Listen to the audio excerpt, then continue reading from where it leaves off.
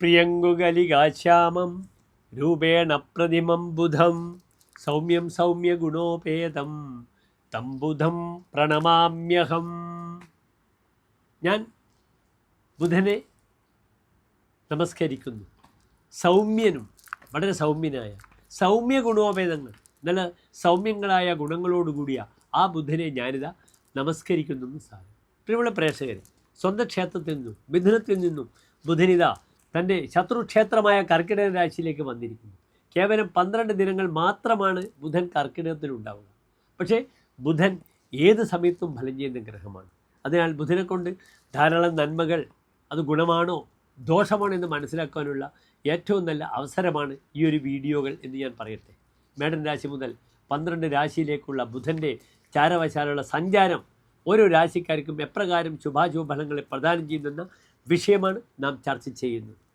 കേവലം 12 ദിവസങ്ങളാണ് ഞാൻ പറഞ്ഞു ബുധൻ കർക്കിടക രാശിയിൽ നിൽക്കുന്നു. പിന്നീട് ഇതേ ബുധൻ വക്രിയായി വീണ്ടും തൻ്റെ സ്വന്തം ക്ഷേത്രമായ മിഥുനത്തിലേക്ക് വരുന്നുമുണ്ട്. അത് വളരെ ഗുണമായിരിക്കും.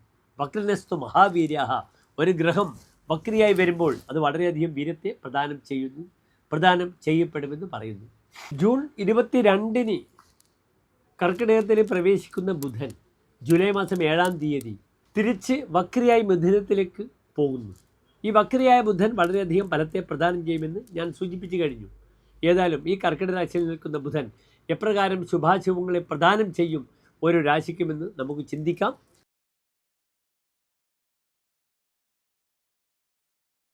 മകംപൂരം ഉത്തര നക്ഷത്രത്തിൻ്റെ ആദ്യത്തെ 15 നാഴിക വരുന്ന 2 നക്ഷത്ര സമൂഹം. ഇവിടെ ചിങ്ങൻ രാശിക്കാർക്ക് ബുധൻ നിൽക്കുന്നത് 2 ഭാവങ്ങളുടെ അധിപനാണ്. ഒന്ന് അവരുടെ ലാഭാധിപനാണ്, മറ്റൊന്ന് അവരുടെ കുടുംബപതിയാണ്, വാഗ്പതിയാണ്, ധനപതിയാണ്. ഇവിടെ ധനാധിപനായ ബുധൻ 12 നിൽക്കുന്നു.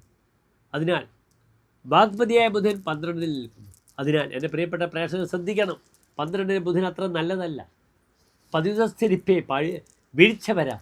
വാക്കുകൾ വളരെ ശ്രദ്ധിച്ച് ഉപയോഗിച്ചില്ലെങ്കിൽ ശത്രുക്കൾ തൻ്റെ വാക്കുകൾ ആയുധമാക്കി തനിക്കെതിരെ തിരിയും. പല പ്രധാനപ്പെട്ട രേഖകൾ നഷ്ടപ്പെടുക, ധനം നഷ്ടപ്പെട്ടു പോവുക, ഇങ്ങനെയുള്ള ധാരാളം പ്രയാസങ്ങൾ വരും.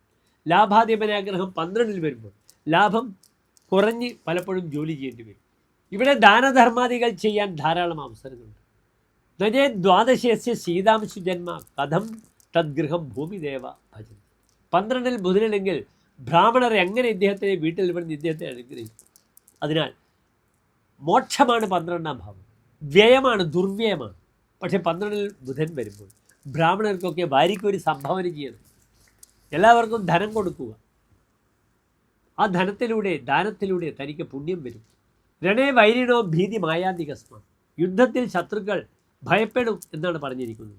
പക്ഷേ പലപ്പോഴും രേഖാപരമായ വിഷയത്തിൽ താൻ ശ്രദ്ധിച്ചില്ലെങ്കിൽ തനിക്ക് രേഖ വലിയ പാരയായിത്തീരും. തൻ്റെ വിലപ്പെട്ട ഡോക്യുമെൻറ്റ്സ് നഷ്ടപ്പെട്ടു പോവുക, യാത്രയിൽ നഷ്ടപ്പെട്ടു പോവുക തുടങ്ങിയ പ്രയാസങ്ങൾ വളരെയധികം നേരിടുന്നതാണ്. ശ്രദ്ധിക്കണം, നഷ്ടപ്പെടരുതൊന്നും. ഹിരണ്യാദികോശം കഥം പോന്നുപോയില്ല. ഇവിടെ ആഭരണങ്ങൾ ധാരാളം കൊണ്ടുതരുമെന്ന് പറഞ്ഞിരിക്കുന്നു. പക്ഷേ 12 ബുധനുള്ള വ്യക്തികൾ തൻ്റെ വീട്ടിൽ കളവ് നടക്കാൻ സാധ്യത വളരെ കൂടുതലാണ്. തൻ്റെ വിലപ്പെട്ട ധനം നഷ്ടപ്പെടാൻ സാധ്യത വളരെ കൂടുതലാണ്. നിർബന്ധമായും ഇവിടെ എന്ത് ചെയ്യണം? നരസിംഹസ്വാമി ക്ഷേത്രത്തിൽ പാനകം, തുളസിമാല, ഭാഗ്യസൂക്താർച്ചന വഴിപാടായി സമർപ്പിക്കുക. ബുധനാഴ്ചകളിൽ വളരെ നല്ലതാണെന്ന് അറിയുക. നന്ദി, നമസ്തേ.